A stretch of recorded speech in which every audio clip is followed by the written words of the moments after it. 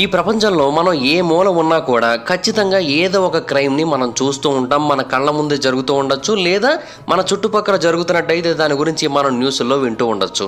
Maybe అంటార్క్టికాలో crimes ఉండకపోవచ్చు, ఎందుకంటే అక్కడ మనుషులే తక్కువ ఉంటారు కదా అని మీరు అనుకుంటూ ఉండొచ్చు. కానీ అంటార్క్టికా వంటి రేరెస్ట్ ప్లేసెస్లో కూడా క్రైమ్స్ అనేవి జరుగుతూనే ఉంటాయి. దానికి కూడా ఎటువంటి ఎగ్జెప్షన్ లేదు. అది చాలా ఐసోలేటెడ్గా ఉండే కోల్డ్ ఎన్విరాన్మెంటల్ ఏరియా. అక్కడ మనీని పెద్దగా ఉపయోగించరు, ఇన్ఫ్యాక్ట్ డబ్బు ఎక్కువగా కనబడదు. సో అక్కడ థెఫ్ట్, రాబరీ లాంటి సిచ్యువేషన్స్ అయితే కనబడవు. అయితే అక్కడ ఒక ప్రాబ్లం ఉంది, అదేంటంటే ఐసోలేషన్. ప్రపంచం మొత్తానికి కూడా చాలా దూరంగా ఉంటారు అక్కడ ఉన్న వాళ్ళందరూ కూడా. దాని కారణంగా వాళ్ళ యొక్క శరీరాల మీద, వాళ్ళ యొక్క మైండ్ మీద చాలా నెగిటివ్ సైకలాజికల్ ఎఫెక్ట్స్ అయితే పడుతూ ఉంటాయి. దీని కారణంగా అక్కడ కొంతమంది ఇండివిజువల్స్ కొన్ని దారుణాలు చేస్తూ ఉంటారు. ఇన్ఫ్యాక్ట్ అలాంటి వాళ్ళు అలా చేస్తారని మనం ఊహించం కూడా. అంటే వాళ్ళలో పెద్ద పెద్ద శాస్త్రవేత్తలు కూడా ఉన్నారు, బట్ వాళ్ళు కూడా అలా చేయడం చూసి ప్రపంచవ్యాప్తంగా ఉన్న ఎంతోమంది ఆశ్చర్యపోయారు కూడా. సైకాలజిస్ట్ అయిన పీటర్ సూట్ఫీల్డ్ అనే ఒక వ్యక్తి యూనివర్సిటీ ఆఫ్ బ్రిటిష్ కొలంబియా తరపున రీసెర్చ్లు చేస్తూ ఉంటాడు. అతన్ని అంటార్క్టికాలోని రీసెర్చ్ స్టేషన్కి పంపించారు. అయితే అతను ఏమని చెప్పాడంటే అక్కడ జీవితం చాలా స్ట్రెస్ఫుల్గా ఉంటుందని తెలియజేశాడు. ఒకవేళ మీరు ఇక్కడ కనుక స్టక్ అయిపోయినట్టయితే మీకు జీవితం మీద కంప్లీట్గా విరక్తి పడుతుంది అని చెప్పాడు ఆయన. అతను ఏమన్నాడంటే మీరు ఎవరితో అయితే పూర్తిగా మాట్లాడలేరో, ఎవరితో అయితే అసలు ఏమీ షేర్ చేసుకోలేరో అలాంటి వాళ్ళతో ఉంటే ఆ జీవితం నరకంగా ఉంటుంది. అలాగే మనం ఎవరినైతే ఎక్కువగా ఇష్టపడుతూ ఉంటామో వాళ్ళకి చాలా దూరంగా ఉన్నా కూడా ఆ జీవితం చాలా నరకంగా ఉంటుంది. బట్ ఏదైనా కూడా ఇక్కడికి వచ్చాము అంటే ఖచ్చితంగా స్టక్ అయిపోవడమే. ఇక్కడ సాలిడారిటీ, టీం వర్క్ ఈ రెండింటినీ యాక్సెప్ట్ చేసిన వాళ్ళ యొక్క జీవితం కొంచెం బెటర్గానే ఉంటుంది. కానీ ఎవరైతే దాన్ని ఎక్కువ యాక్సెప్ట్ చేయలేకపోతుంటారో, ఎమోషన్స్కి, ఫ్యామిలీకి ఎక్కువ వాల్యూ ఇస్తూ ఉంటారో వాళ్ళైతే డెఫినెట్గా ఇక్కడ డిప్రెషన్కి గురవుతారు. వాళ్ళ యొక్క బిహేవియర్ ఇక్కడికి వచ్చిన తర్వాత చాలా మారిపోతుంది అని అయితే అతను తెలియజేశాడు. క్లింటన్ ఆర్టికల్ కావచ్చు, కెనేడియన్ జాగ్రఫిక్ వాళ్ళు కావచ్చు, అంటార్క్టికా స్టేషన్స్లో ఉన్న సిచ్యువేషన్స్ గురించి చాలా క్లియర్గా తెలియజేశారు. ఆ ప్లేసెస్ చాలా డల్గా ఉంటాయి. ఇన్ఫ్యాక్ట్ వాటిని నిర్మించే విధానం కూడా కన్స్ట్రక్షన్ కాస్ట్ని తగ్గించుకోవడం కోసం చాలా నార్మల్గా నిర్మిస్తారు. సో ఎవరైతే కొంచెం ఇంట్రెస్టెడ్ పీపుల్ ఉంటారో వాళ్ళకి అది ఏమాత్రం ఇంట్రెస్టింగ్గా అనిపించదు. అలాగే కంఫర్ట్ జోన్లో ఉండడానికి ఇష్టపడే వాళ్ళు ఏమాత్రం కంఫర్టబుల్గా ఫీల్ అవ్వరు. ఇన్ఫ్యాక్ట్ ఒక జైల్లో పెట్టిన ఫీలింగ్ కలుగుతూ ఉంటుంది. అండ్ అక్కడ ఉన్న ఎక్స్ట్రీమ్ వెదర్స్ కారణంగా లోపల చాలా చిరాగ్గా అనిపించి, అంత కంఫర్టబుల్గా అనిపించక, ఇబ్బందిగా అనిపించి బయటికి వెళదామంటే అది కూడా ప్రాణాన్ని తీసేస్తుంది. ఎందుకంటే అక్కడ వెదర్లో తిరగడం అనేది చాలా డిఫికల్ట్, చాలా డేంజరస్, అసలు ఇంపాసిబుల్ అని కూడా చెప్పొచ్చు. అలాంటి కండిషన్స్ ఉంటాయి.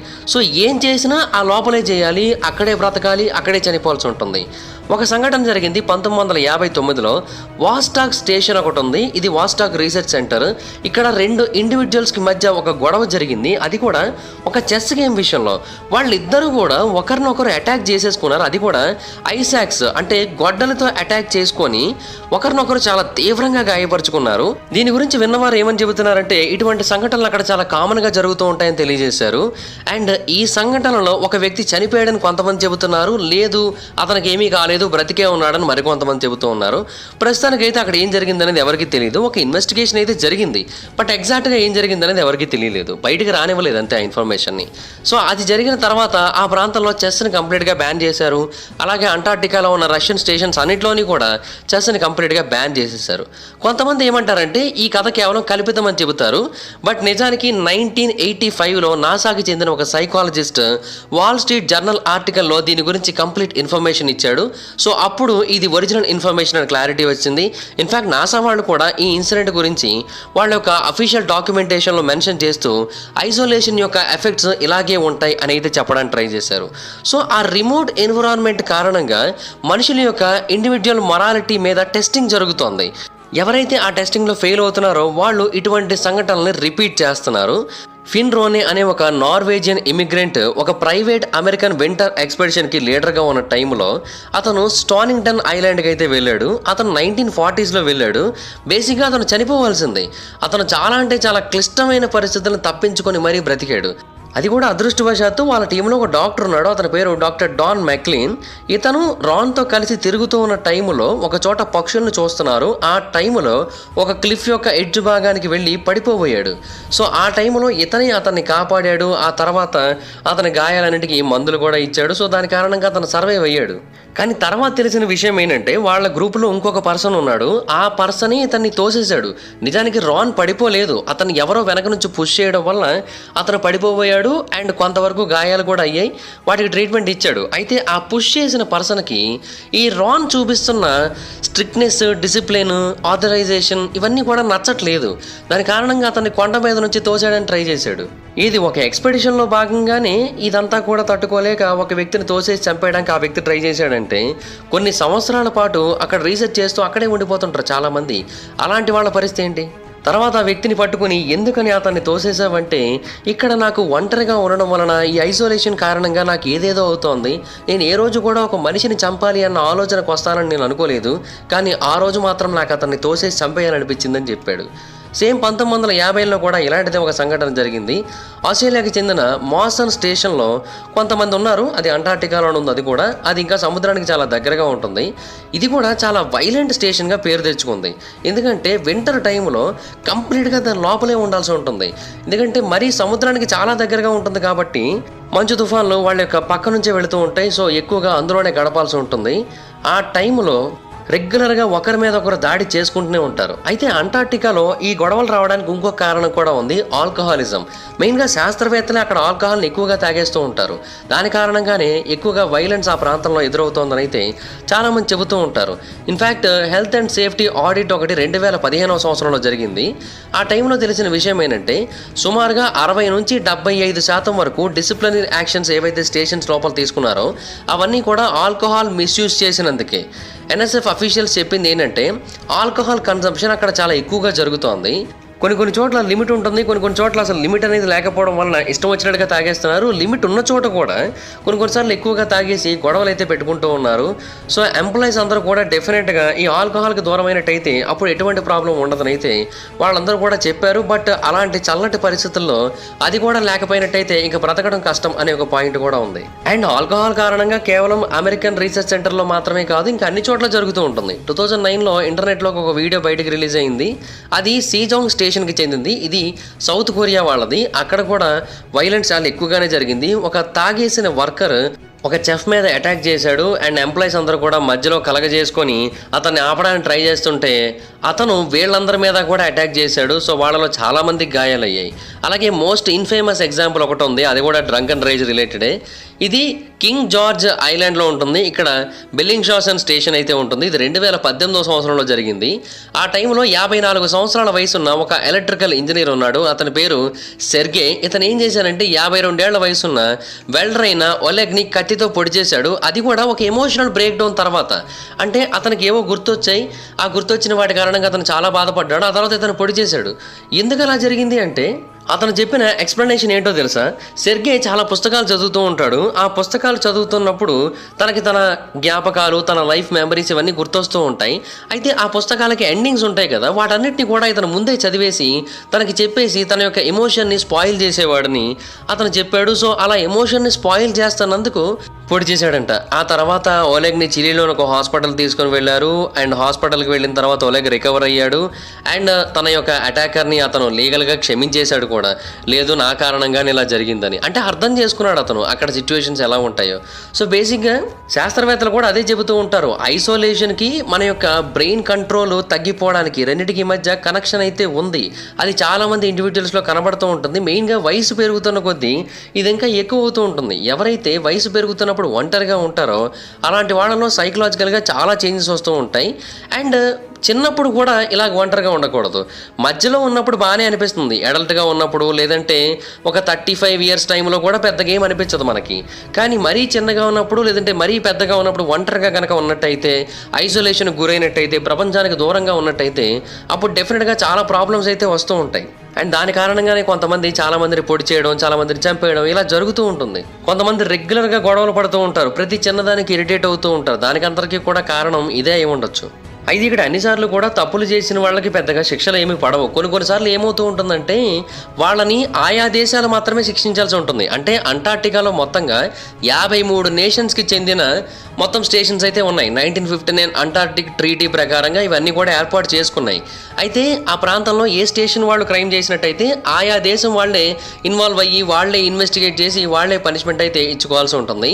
అయితే ఆ టైంలో ఏంటంటే శాస్త్రవేత్తలందరినీ కూడా పనిష్ చేసేసి వాళ్ళందరినీ కూడా మళ్ళీ బయటికి తీసుకొచ్చేసినట్టయితే మళ్ళీ కొత్త వాళ్ళని తీసుకొని వెళ్ళాలి. అండ్ వాళ్ళు కూడా అక్కడ అటువంటి ప్రాబ్లమ్సే ఫేస్ చేయరన్న గ్యారంటీ అయితే లేదు. ఇన్ఫ్యాక్ట్ యంగ్ సైంటిస్టులు ఎవరైతే ఆ ప్రాంతానికి వెళ్ళడానికి ముందు ఇంట్రెస్ట్ చూపిస్తూ ఉంటారో కొన్ని నెలల తర్వాత అక్కడ నుంచి మళ్ళీ వెనక్కి వచ్చేస్తామని, ఇక్కడ ఉండలేమని చెబుతూ ఉంటారు. అండ్ ఇన్ఫ్యాక్ట్ కొంతమంది అయితే అసలు ముందు నుంచే అక్కడికి వెళ్ళమని చెబుతూ ఉంటారు. సో ఇలా చాలా జరుగుతూ ఉంటాయి కాబట్టి అక్కడ ఉన్న వాళ్ళని పనిష్ చేసినట్టయితే మళ్ళీ అక్కడికి కొంతమందిని పంపడం చాలా కష్టమవుతుందన్న ఉద్దేశంతో చాలామందిని అక్కడికి పంపరు. ఇన్ఫ్యాక్ట్ 1966లో జరిగిన ఒక సంఘటనలో భాగంగా ఇద్దరు ఇండివిజువల్స్ ఒకరినొకరు అటాక్ చేసుకుంటే హ్యామర్స్తో ఆ టైంలో FBI కూడా ఇన్వాల్వ్ అయింది. సో FBI వాళ్ళు కూడా ఒక అంటార్టికాకి చెందిన కేసులో అదే మొట్టమొదటిసారి ఇన్వాల్వ్ అవ్వడం, ఆ తర్వాత కొన్ని కేసుల్లోనే ఇన్వాల్వ్ అయ్యారు, ఎక్కువగా ఇన్వాల్వ్ కాలేదు. వెరీ రేర్ కేసెస్లో మాత్రమే FBI వాళ్ళు ఇన్వాల్వ్ అవుతారు. అంటే మరీ సీరియస్ అవుతుంది issue and local government bodies దాన్ని సరిగ్గా డీల్ చేయలేకపోతున్నాయి అన్న టైంలో మాత్రమే FBI వాళ్ళు ఇన్వాల్వ్ అవుతూ ఉంటారు. సో అంటార్టికాకి సంబంధించిన క్రైమ్స్ హిస్టరీ అనేది చాలా అంటే చాలా పొడవైనది అండ్ ఎన్నో సంవత్సరాల నుంచి అది వస్తూ ఉంది, ఇంకా కొనసాగుతూనే ఉంది కూడా. ఇన్ఫ్యాక్ట్ ఇక్కడ కేవలం ఇటువంటి క్రైమ్స్ మాత్రమే కాదు, సెక్షువల్ హెరాస్మెంట్స్ కూడా జరుగుతూ ఉంటాయి. అంటే బేసిక్గా సమాజానికి చాలా దూరంగా ఉంటారు. ఇన్ఫ్యాక్ట్ వైఫ్స్కి పిల్లలకి కూడా దూరంగా ఉంటారు. ఆబ్వియస్లీ గర్ల్ ఫ్రెండ్స్ ఉన్న వాళ్ళైతే వాళ్ళకు కూడా దూరంగా ఉండాల్సి ఉంటుంది. సో ఇలాంటివన్నీ ఉంటాయి కదా. ఆ టైంలో చాలా తక్కువ మంది లేడీస్ అక్కడ వర్క్ చేస్తూ ఉంటారు. వాళ్ళకి కూడా ఈ సెక్షువల్ హెరాస్మెంట్స్ ఎక్కువగానే జరుగుతూ ఉంటాయి. సేమ్ అలాంటిదే ఒకటి మెక్ముర్డో స్టేషన్ దగ్గర జరిగింది. ఒక ఎంప్లాయీని అక్కడికి జాబ్ చేయడానికి పంపించారు. అంటే ఆవిడ ఆ కేటగిరీలో చాలా ఎక్స్పీరియన్స్డ్, అంతేకాకుండా చాలా హై లెవెల్ ప్రొఫెషనల్ కూడా. బట్ ఆవిడ అక్కడికి వెళ్ళిన మొదటి రోజే హెరాస్మెంట్కి గురైంది. మొదటి రోజే చాలా మంది ఆమెని బలవంతం చేయడానికి, లాక్కోవడానికి చాలా ట్రై చేశారని చెప్పింది. సో ఆ మరుసటి రోజే ఆమె నేను ఇంక ఇక్కడ ఉండలేను, ఒకవేళ నన్ను నేను మానభంగం చేయించుకోవడానికి అంగీకరిస్తే తప్ప నేను ఇక్కడ ఉండలేను, ఎందుకంటే అక్కడ పరిస్థితి అంత దారుణంగా ఉందని అయితే ఆమె చెప్పింది. బట్ ఆ తర్వాత నుంచి కూడా ఆమెకి సెపరేట్గా ఒక క్యాబిన్ వంటిది ఇచ్చి అందరినీ దూరంగా ఉంచి ఇలా చేసి ఆమెను అక్కడ ఉద్యోగంలో కొనసాగించేటట్టు చేశారు.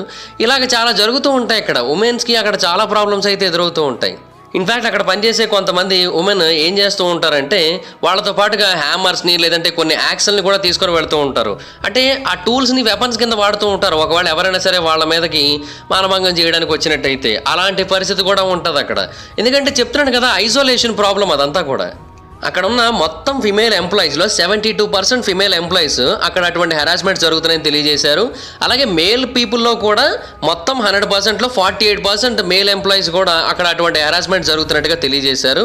అండ్ దీని కారణంగా ఎక్కువగా ఇంపాక్ట్ గురవుతున్నది ఫిమేల్సే. వాళ్ళకి 47% వరకు ఇంపాక్ట్ అవుతుంది. కానీ మేల్ కరెస్పాండెంట్స్ కూడా ఇంపాక్ట్ అవుతున్నారు. దీని కారణంగా 33% వరకు ఇంపాక్ట్ అవుతున్నారు. అంటే మేల్స్ని ఫిమేల్స్ హెరాస్ చేస్తారు అనుకోకండి, మేల్స్ని మేల్సే హెరాస్ చేసి సందర్భాలు కూడా ఉన్నాయి అక్కడ. ఎందుకంటే చెప్తున్నాను కదా, ఐసోలేషన్ అది పరిస్థితి. అంటార్టికాలో ఈ రకమైన ప్రాబ్లం కూడా ఉంది. ఇన్ఫ్యాక్ట్ దాని గురించి US రీసెర్చ్ బేస్లకు సంబంధించి ఒక అఫీషియల్ రిపోర్ట్ కూడా రిలీజ్ చేశారు. ఇక్కడ ఆడవాళ్ళు ఎవరిని నమ్మరు, ఎవరిని నమ్మి వాళ్ళతో పాటుగా ఎక్కడికి వెళ్ళడానికి ప్రయత్నించరు. ఎందుకంటే అలా చేసినట్టయితే వాళ్ళకే ప్రాబ్లం, వాళ్ళు కేవలం వాళ్ళు పని చేసుకొని వెళ్ళిపోతారంతే. ఇక్కడ ఎవరిని కూడా ట్రస్ట్ చేయరు. ఎందుకంటే అంటార్టికా అనేదే బేసిక్గా చాలా రిమోట్ ఏరియా. అలాంటి చోట్ల వీళ్ళతో కలిసి రిమోట్ ఏరియాలకు వెళ్ళడం అంటే ఇంకా రిస్కీ సిచ్యువేషన్ కదా. అందుకని వాళ్ళు ఎప్పుడు కూడా వీళ్ళని నమ్మడానికి అంతగా ఇంట్రెస్ట్ చూపించరు అయితే ఆ రిపోర్ట్లో తెలియజేశారు. అండ్ కేవలం అమెరికా మాత్రమే కాదు, ఆస్ట్రేలియన్ స్టేషన్స్ కానీ లేదంటే వేరే స్టేషన్స్ కానీ, రష్యా, చైనా, ఇలా అన్ని రకాల స్టేషన్స్లోని కూడా ఇటువంటి సంఘటనలు అయితే ఎదురవుతూనే ఉన్నాయని అయితే తెలియజేశారు.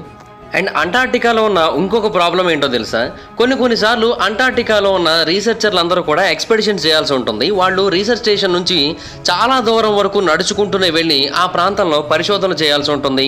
ఆ ప్రాంతంలో ఏదైనా కొత్త విషయం బయటపడినట్టయితే దాని గురించి డీప్గా స్టడీ చేయాల్సి ఉంటుంది. ఇలాంటివన్నీ చేయాల్సి ఉంటుంది.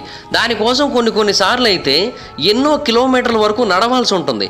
నార్మల్ సిటీస్లో నార్మల్ రోడ్ల మీద నడవడమే చాలా కష్టం. అంటే మొత్తం మంచుతో నిండిపోయి ఉన్న అంటార్టికా మీద నడవడం, అంతేకాకుండా ఎప్పుడు ఎటువైపు నుంచి అవలాంచెస్ అంటే హిమపాతం అంటారు, కొండల నుంచి ఆ మంచు అంతా కూడా కిందకు వస్తూ ఉంటుంది. అది కూడా చాలా పెద్ద సంఖ్యలో వస్తూ ఉంటుంది. ఎవరైతే దాంట్లో చిక్కుకుంటారో వాళ్ళు ప్రాణాలతో బతికి బయటపడడం అనేది చాలా రేర్గా జరుగుతూ ఉంటుంది.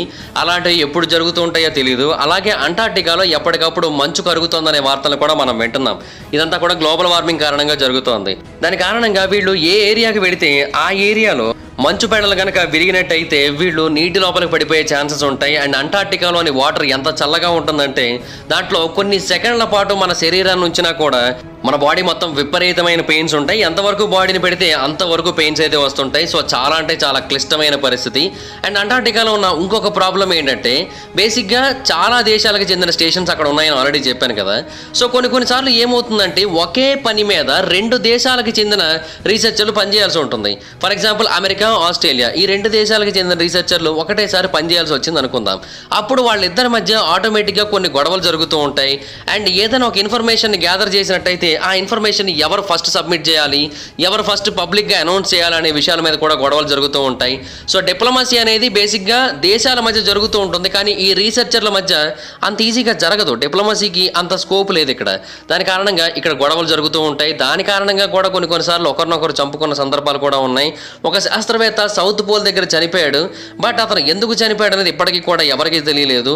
కొన్ని మిస్టీరియస్ సిచ్యువేషన్స్ మధ్య చనిపోయాడని అయితే చెప్పారు. బట్ అతన్ని అవతల వాళ్ళు చంపేసి ఉండొచ్చు అని అయితే చాలా మంది అభిప్రాయపడుతున్నారు. మరి ఇన్ని ప్రాబ్లమ్స్ ఉన్నప్పుడు ఎందుకు ఆ అంటార్టికాలో రీసెర్చ్లు చేయడం, వాళ్ళందరినీ కూడా వెనక తీసుకొచ్చేయచ్చు కదా అంటే అలా కుదరని పని. ఎందుకంటే బేసిక్గా భూమి మీద ఏవైతే పూర్తిగా మంచుతో నిండిపోయి ఉన్న ప్రాంతాలు ఉన్నాయో వాటన్నిటి మీద పరిశోధనలు ఎక్కువగా జరుగుతూ ఉంటాయి మిగతా ప్రాంతాలతో కంపేర్ చేసినట్టయితే. ఫర్ ఎగ్జాంపుల్ సెర్బియానే కనుక చూసుకున్నట్టయితే అక్కడ చాలా పరిశోధనలు జరుగుతూ ఉంటాయి. రీసెంట్గానే అక్కడ 48,000 ఇయర్స్ క్రితం నాటి ఒక వైరస్ను కనుగొన్నారు కూడా. దాన్ని ఇప్పుడు పరిశోధనల నిమిత్తం కొన్ని ల్యాబ్లకు పంపించి అక్కడ టెస్టింగ్స్ అయితే చేస్తున్నారు. సో ఈ అంటార్టికా కింద కూడా డెఫినెట్గా ఒక ఏన్షియంట్ సివిలైజేషన్ ఉందన్న నమ్మకం ఉంది. అలాగే దీని కింద భాగంలో మనకు తెలియని ఎన్నో రహస్యాలు కూడా ఉన్నాయని అయితే చాలామంది నమ్ముతూ ఉంటారు. దీని కింద భాగంలో ల్యాండ్ కూడా ఉంది, అంటే పూర్తిగా మంచు మాత్రమే కాదు నార్మల్ ల్యాండ్ కూడా ఉందని నమ్ముతూ ఉంటారు. సో ఇవన్నీ కూడా కనుగొనాలి అంటే డెఫినెట్గా ఈ ప్రాంతంలో పరిశోధనలు చేయాల్సిందే. అలాగే ఇక్కడ ఏలియన్స్కి సంబంధించిన యూఎఫ్ఓలకి సంబంధించిన బేస్లు ఉన్నాయని చాలామంది చెబుతూ ఉంటారు. సో వాటి గురించి పూర్తిగా కనుగొనాలన్నా కూడా ఇక్కడ డెఫినెట్గా పరిశోధనలు చేయాల్సిందే. సో ఇలాంటివన్నీ చేస్తే తప్ప అంటార్టికా యొక్క ఎగ్జాక్ట్ మిస్టరీని మనం ఛేదించలేం. సో ఇలాగ ఎన్నో ప్రాబ్లమ్స్ అయితే ఉన్నాయి ఈ అంటార్టికాతో. పైకి మనకి చాలా అందంగా కనబడుతూ ఉంటుంది, మొత్తం మంచుతో నిండిపోయి తెల్లగా ప్రశాంతంగా ఉన్నట్టు కనబడుతూ ఉంటుంది. కానీ అక్కడికి వెళ్ళిన మనుషులు మాత్రం ఆ ప్రశాంతతని కోల్పోతారు. వాళ్ళు మనశ్శాంతిని పూర్తిగా కోల్పోయి పిచ్చి పట్టిన వాళ్ళ ప్రవర్తించిన సందర్భాలు కూడా చాలానే ఉన్నాయి. దాని కారణంగా వాళ్ళు ఎన్నోసార్లు ఎన్నో రకాల ఇబ్బందులను అయితే ఎదుర్కొన్నారు. ఎంతో మందిని చంపుకున్నారు, ఎన్నోసార్లు వాళ్ళని వాళ్ళు గాయపరుచుకున్నారు. ఇలాంటి సంఘటనలన్నీ జరుగుతూ ఉంటాయి. సో అంటార్టికాకి పాజిటివ్ సైడ్ ఎంతైతే ఉందో డార్క్ సైడ్ అంతకంటే ఎక్కువే ఉందనే చెప్పాలి. ఏదేమైనా అక్కడికి వెళ్ళి రీసెర్చ్లు చేస్తున్న శాస్త్రవేత్తలందరూ కూడా కొంచెం గ్రేట్ అనే చెప్పాలి. దేశ సరిహద్దుల్లో ఉండి ఎవరైతే సైనికులు వాళ్ళ ప్రాణాన్ని లెక్క చేయకుండా దేశం కోసం పోరాడుతూ ఉంటారు, అంటే మన దేశం అనే కాదు అన్ని దేశాలకి కూడా సైనికులు ఉంటారు. వాళ్ళ సరిహద్దుల్లో పోరాటం చేస్తూ ఉంటారు, కాపలా కాస్తూ ఉంటారు, వాళ్ళ దేశానికి ఏమీ కాకుండా చూసుకుంటూ ఉంటారు. అలాంటి సైనికులు ఎంత గొప్ప వాళ్ళు, ఇటువంటి రీసెర్చర్లు కూడా అంతే గొప్ప అని చెప్పాలి. వాళ్ళ దేశాలకి పేరు ప్రఖ్యాతులు తేవడం కోసం, వాళ్ళ దేశం యొక్క పేరుని మరింత పెంచడం కోసం వాళ్ళు ఇలాంటి ఐసోలేటెడ్ ఏరియాస్కి వెళ్ళి అక్కడ పరిశోధనలు చేసి లేనిపోని సమస్యలన్నీ కూడా మీదకి తెచ్చుకుంటున్నారు. ఇన్ఫ్యాక్ట్ వాళ్ళు అక్కడ చనిపోయినా కూడా వాళ్ళ శరీరాన్ని అంత ఈజీగా తిరిగి వాళ్ళ ఫ్యామిలీ మెంబర్స్కి అప్పగించడం కూడా కుదరని పని. కొన్నిసార్లు చనిపోయిన ఎన్నో రోజుల తర్వాత కానీ శరీరం ఫ్యామిలీ మెంబర్స్ని చేరుకోదు. అలాంటి ప్రాబ్లమ్స్ ఉంటాయని తెలిసి కూడా అక్కడ పరిశోధనలు చేయడానికి, అక్కడ టైం గడపడానికి వెళుతూ ఉంటారు. ఇలాంటి వాళ్ళందరూ కూడా చాలా గ్రేట్. అండ్ ఐఎస్ఎస్కి కూడా కొంతమంది వెళుతూ ఉంటారు, అంటే ఇంటర్నేషనల్ స్పేస్ స్టేషన్ కూడా కొంతమంది వెళుతూ ఉంటారు. వాళ్ళు కూడా నిజంగా చాలా గ్రేట్ అని చెప్పాలి. అలాంటి పరిస్థితుల మధ్య బ్రతకడం చాలా కష్టం. సో అంటార్టికాలో బ్రతకడం ఎంత కష్టమో ఐఎస్ఎస్లో బ్రతకడం కూడా అంతే కష్టం. సో ఇటువంటి కండిషన్స్ మధ్య పనిచేసే ఆస్ట్రోనాట్స్ కానీ, రీసెర్చర్లు కానీ, సైంటిస్టులు కానీ వీళ్ళందరూ కూడా చాలా గ్రేట్ అని చెప్పాలి. ఆయా దేశాల కోసం వాళ్ళు అంతగా పోరాడుతున్నారు. ఆల్రెడీ ఇందాక చెప్పాను కదా, ఒక వ్యక్తి మిస్టీరియస్ సిచ్యువేషన్స్ మధ్య చనిపోయాడని. ఇప్పటికీ కూడా అతని యొక్క మర్డర్ మిస్టరీ అనేది అన్సాల్వ్డ్గానే మిగిలిపోయింది. అతనికి ఏమైందనేది ఇప్పటికీ కూడా ఎవరికీ పూర్తిగా తెలియదు. అతను ఎందువలన చనిపోయాడనేది కూడా ఎవరికీ అర్థం కాలేదు. అతన్ని హత్య చేశారా, లేదంటే యాక్సిడెంటల్గా చనిపోయాడా, లేదంటే ప్రకృతి కారణంగా చనిపోయాడా, ఏం జరిగిందనేది ఇప్పటికీ కూడా అర్థం కాలేదు. ఇటువంటి మిస్టరీలు ఎంతో మంది చుట్టూ ఉన్నాయి ఆ అంటార్టికాలో. సో అంటార్టికాలో ఉన్న వెలుగు మాత్రమే మనకు కనబడుతుంది, కానీ అక్కడ ఉన్న చీకటి మనకి సరిగ్గా కనబడదు. కానీ నిజానికి చీకటే ఎక్కువ ఉంది. So that's guys, this is the video కానీ మీకు నచ్చినట్టయితే లైక్ చేయండి, వీడియో షేర్ చేయండి. ఇప్పుడు కారణం మన ఛానల్ సబ్స్క్రైబ్ చేసుకోకపోతే ఇప్పుడే సబ్స్క్రైబ్ చేసుకోండి. పక్కన ఉన్న బెల్ ఐకాన్ ఆన్లో పెట్టుకోండి, నా ఫర్దర్ వీడియోస్ మిస్ అవ్వకుండా చూడొచ్చు. మీరు ఏదైనా ఒక టాపిక్ గురించి నాకు వీడియో చేయమని అడగాలనుకుంటే ఇన్స్టాగ్రామ్ ఐడి జబర్దస్త్ మైదర్ డిస్క్రిప్షన్ లింక్ ఉంటుంది, దాన్ని మీకు క్లిక్ చేసి నాకు ఇన్స్టాగ్రామ్లో మెసేజ్ చేయండి. దాని గురించి వీడియో చేయడానికి ట్రై చేస్తాను. Thank you so much guys, bye bye. Meet you next video. Bye bye. Subscribe చేసుకోవడం, బెల్ ఐకాన్ క్లిక్ చేసుకోవడం మాత్రం మర్చిపోవద్దు. Thank you, bye bye.